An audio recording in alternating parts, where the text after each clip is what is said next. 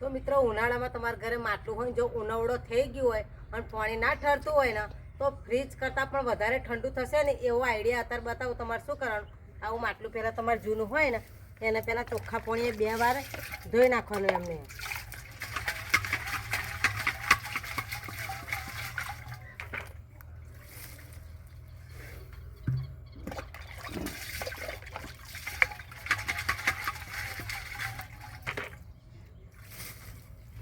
બે વાર ખાલી પાણીથી ધોઈ નાખ્યું. હવે ત્રીજી વાર તમારે આપણે મીઠાવાળું પાણી હોય ને એનાથી ધોવાનું. આટલું મીઠું મેં માટલામાં નાખી દેવાનું અને બરાબર પાણી વેડ્યા વગર પહેલાં માટલું ધોઈ નાખવાનું મીઠાથી.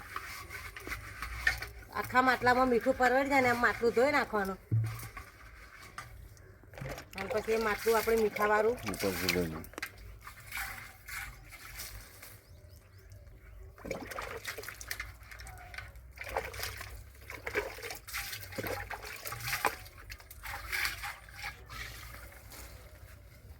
આપણે મસ્ત માટલું હવે ધોઈ નાખ્યું છે.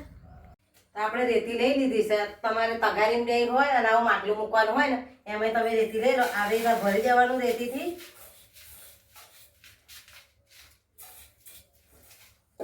આવી રીતે રેતીથી ભરી દેવાનું અને રેતી પર થોડુંક આમ ફરાવી દેવાનું. પછી એના પર આપણે માટલું મૂકી દેવાનું કમ્પ્લીટ. અને આવો કોટનનો ડૂચો અમે પલાળીને રાખ્યો છે એ આવી રીતે ઉપર બીટી દેવાનો કોટનનો ડૂચો. બસ હવે અને માટલું ભરી દેવાનું.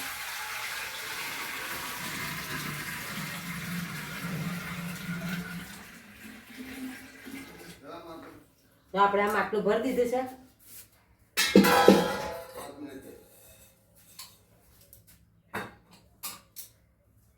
5 મિનિટ પછી એકદમ ઠંડુ બરફ જેવું પાણી થઈ જશે. હું તમને પીન બતાવીશ પાણી કે રેતીવાળું ને મીઠાવાળા માટલાથી ધોઈ એનું પાણી કેવું ઠરે છે.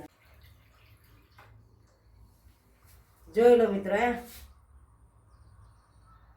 ફ્રીજ જેવું માટલાનું પાણી ઠરી છે.